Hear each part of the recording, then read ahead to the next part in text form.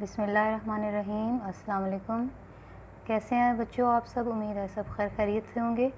آج کے سبق کی ابتدا کرتے ہیں۔ آج ہم اپنا سبق نمبر 6 جس کا نام ہے اردو ادب میں عید الفطر اور جس کے مصنف ہیں ڈاکٹر وحید قریشی، اس کی جو ہم آدھے سبق کی پڑھائی کر چکے تھے اور آدھے کی ہم انشاءاللہ تعالی آج کر لیں گے۔ صنف ادب کے اعتبار سے یہ ایک مضمون ہے اور ایک تنقیدی مضمون ہے۔ یہ جب ہم نے ڈاکٹر صاحب کا تعارف پڑھا تھا تب بھی ہم نے اس پر گفتگو کی تھی، اور جب ہم نے اس کی بالکل آغاز میں پچھلے لیکچر میں جب پڑھائی کی تھی تب بھی میں نے آپ کو بتایا تھا کہ تنقیدی جو اسلوب ہے وہ کس طرح کا ہوتا ہے۔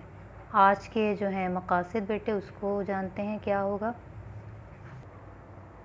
آج کے سبق کے مقاصد یہ ہیں کہ آپ سبق اختتام تک اس لائق ہو جائیں گے کہ اسلامی تہذیب و تمدن، معاشرت اور رسوم و رواج سے واقفیت حاصل کر سکیں۔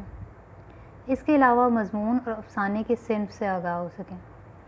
آپ اچھی طرح جانتے ہیں کہ افسانہ جب ہم نے پچھلے 9ویں جماعت میں اپنے پنچایت پڑھا تھا، آپ نے اس کی تعریف بھی پڑھی اور آپ کو معلوم ہوا کہ کس طرح سے اس کی ابتدا ہوتی ہے۔ ایسی تحریر جو مختصر نشست میں پڑھی جائے لیکن اس کا ایک مجموعی تاثر ہو کہانی کی صورت میں، اس کے اندر کردار ہوتے ہیں۔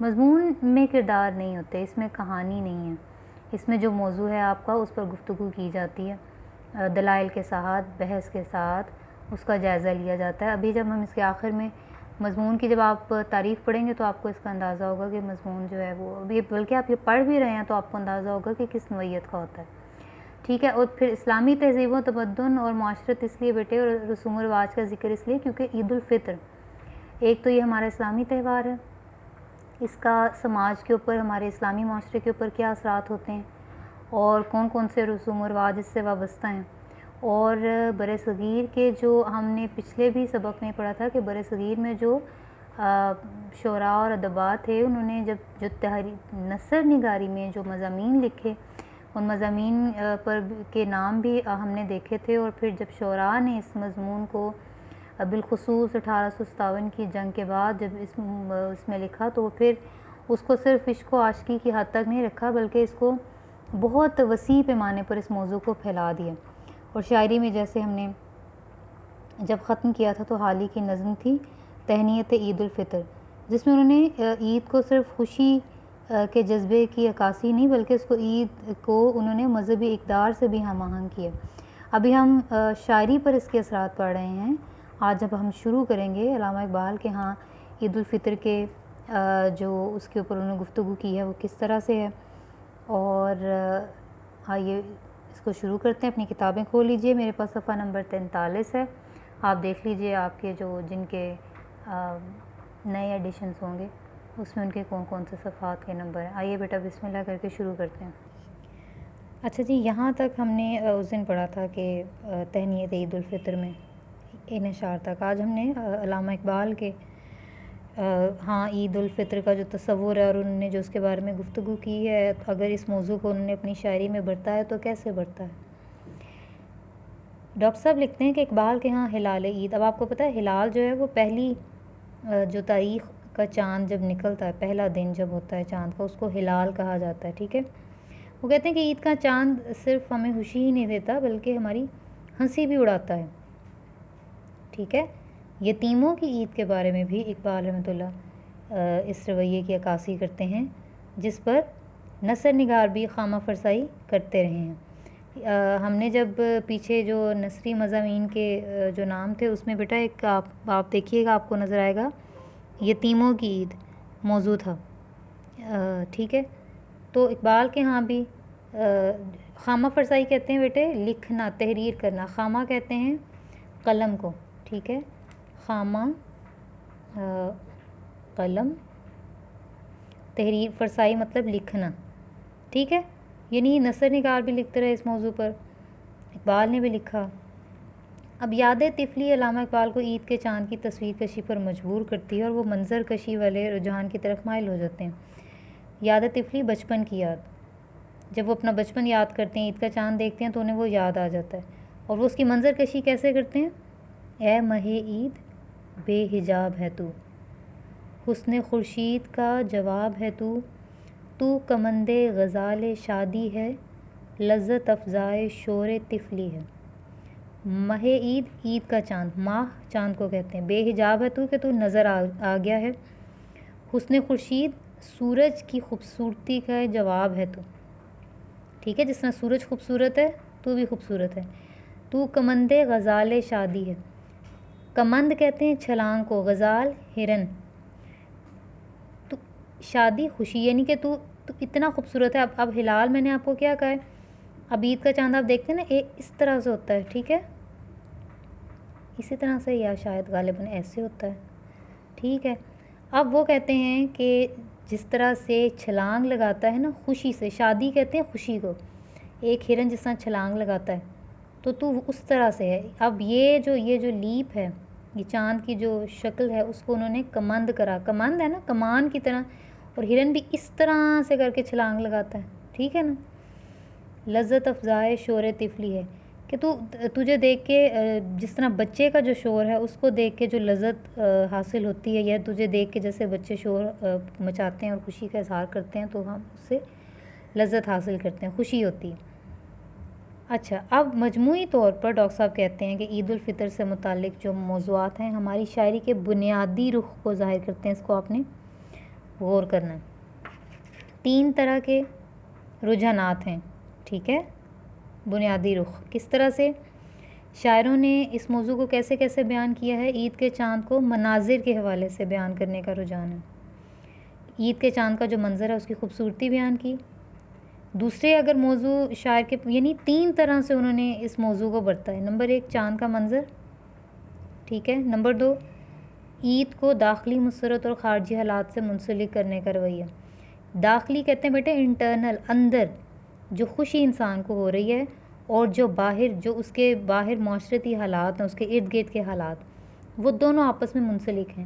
یعنی اگر انسان اندر سے خوش نہیں ہے، جیسے برصغیر کی دیکھیں نا، وہ یاد ہے، عید تو آئی لیکن مسلمان خوش نہیں تھے، یا مسلمان بھی اندر سے خوش ہیں اور عید بھی خوشی کا موقع ہے تو انہیں، یعنی آپ سمجھ رہے ہیں نا، داخلی اور خارجی، انٹرنل اینڈ ایکسٹرنل جو حالات ہیں نا، اس سے یہ چیزیں ظاہر ہوتی ہیں ان کی شاعری میں۔ اور نمبر 3 صوم، ہلال عید کو ملی عزائم، ملی کہتے ہیں بیٹا ملت، امت مسلمہ، ملی عزائم کی علامت، عزائم عزم کی، ارادے، ٹھیک ہے، اس کی علامت، ملت کے عروج و زوال کی علامت، اور تہذیبی و تمدنی زندگی کی اساس کے طور پر قبول کرنے کا رجحان۔ یعنی جیسے انہوں نے شاعری میں یہ بھی بتایا کہ یہ ملت کا، کیونکہ دیکھیں پوری دنیا کے مسلمان مناتے ہیں عید کا، جو عید الفطر ہے یہ کسی ایک ملک کی ملکیت نہیں ہے، یہ پورا اسلامی تہوار ہے پورے۔ پھر ملت کے عروج و زوال، جیسے اب آپ شروع میں ڈاکٹر صاحب نے برصغیر کے جو حالات ہیں 1857 کے بعد، جو جیسا آپ نے پڑھا کہ خواجہ حسن نظامی نے شہزادے شہزادیوں کے بارے میں جو لکھا، تو یہ ساری چیزیں جو ہیں عروج و زوال کی علامت، اور تہذیبی اور تمدنی زندگی جو ہماری معاشرتی زندگی ہے اس کی اساس، یعنی اس کی بنیاد کے طور پر قبول کیا۔ اب یہ بنیادی موضوعات ہیں، بنیادی رخ ہیں، یہ سارا آپ نے انڈرلائن کر لینا ہے۔ یہ آپ کا ایک شارٹ کویسچن جو مختصر سوال ہے اس کا یہ پورا جواب آپ کا بنتا ہے۔ پھر ڈاکٹر صاحب نے، حفیظ جلندری صاحب نے جب اس کا بیٹے اس کو استعمال کیا، جو ان کی شاعری کا ایک بیٹے مثال دی، انہوں نے کیا کہتے ہیں، چاند جب عید کا نظر آیا، حال کیا پوچھتے ہو خوشیوں کا، آسماں پر ہوائیاں چھوٹیں، نوبتیں مسجدوں میں بجنے لگیں، شکر سب خاص و عام کرنے لگے اور باہم سلام کرنے لگے۔ یعنی جب کہتے ہیں کہ عید کا چاند نظر آیا تو اتنی خوشیاں ہوئیں کہ میں کیا بتاؤں، ہوائیاں جو پھول جھڑیاں جیسے وہ ہوا میں چھوڑتے ہیں، وہ جو پٹاخے ہوتے ہیں وہ، اور نوبتیں، اعلان ہونا، ٹھیک ہے، وہ مسجدوں میں ہونے لگے، سب خاص و عام، یعنی ہر شخص شکر کرنے لگا اور آپس میں سلام کرنے لگا، یہ انہوں نے خوشی کا موقع ظاہر کیا، ٹھیک ہے۔ عبدالمجید سالک صاحب کا یہ جو قطعہ ہے بیٹے، اس کو آپ نے بڑے بالخصوص یاد کرنا ہے، آپ کے مشق سے منسلک ہے، آپ کے سوال آ جاتا ہے اس کا۔ ہلال عید کی گردوں پہ آمد آمد ہے، جو راحت نظر امت محمد ہے، ہزار شکر کے مسلم ہے شاد آج کے دن، سبھی جہان میں ہیں بامراد آج کے دن۔ وہ کہتے ہیں کہ عید کا جو چاند ہے، گردوں آسمان، اس کے اوپر وہ نظر آ رہا ہے، اور یہ وہ چاند ہے جو امت محمد صلی اللہ علیہ وآلہ وسلم، یعنی مسلمان امت کی نظروں کے لیے سکون کا باعث ہے۔ ہزار شکر کہ آج مسلمان شاد خوش ہیں، آج کے دن مسلمان بہت خوش ہیں اور اس دنیا میں آج سارے ہی بامراد ہیں، یعنی اتنی خوشی منا رہے ہیں۔